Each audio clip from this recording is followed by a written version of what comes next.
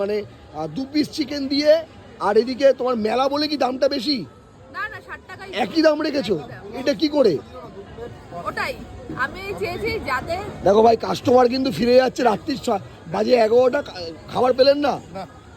মানে জ্যোতির কাছে আসা কেন?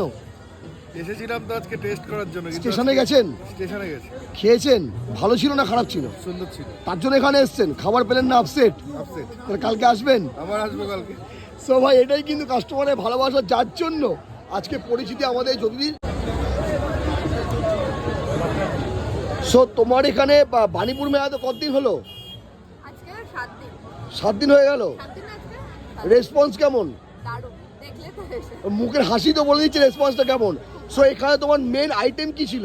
মেন আইটেম মানে যাতে আমার সবার ভালোবাসা পরিচিতি পাওয়া পোলাও চিকেন, ওটা তো ছিলই, তার সাথে ফ্রাইড রাইস চিলি চিকেন, আর মেন এখন নতুন শুরু হয়েছে চাপ, যেটার রিভিউ দারুণ পেয়েছি আমি, তো চাপটাও ছিল।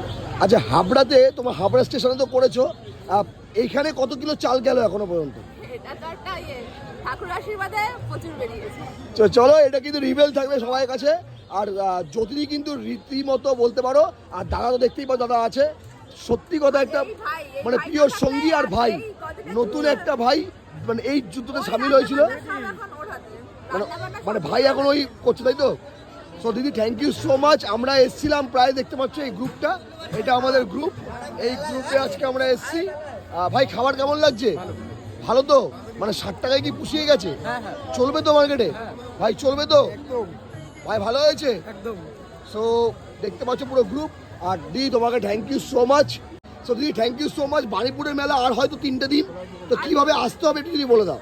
ওই হাবড়া থেকে যারা আসবে ভ্যানে করতে বাণীপুর মেলা, আর একদম আমার দোকানের লোকেশন হচ্ছে একদম মেন মঞ্চ, মানে মূল মঞ্চ যেটা, ঠিক তার পাশে মিয়ামর, তার পাশে জিঙ্ক মোমো, উল্টো দিকে, আর উল্টো দিকে সব থেকে বেশি মেন হচ্ছে ডমিনোজ। দেখিয়ে দাও। সো ডমিনোজের অপোজিটেই আমার দিদি, যার নাম জ্যোতিদি, একদম বলতে পারো তোমরা সাদে আহ্লাদে, আর দিদি নাম্বার 1 খ্যাত আমাদের জ্যোতিদি। থ্যাংক ইউ দিদি, থ্যাংক ইউ সো মাচ। ভাই, আর যে পাকনা পাক ম্যাডনেস বিট্টু কিন্তু পেয়ে গেছে এখানে এসে খাবার।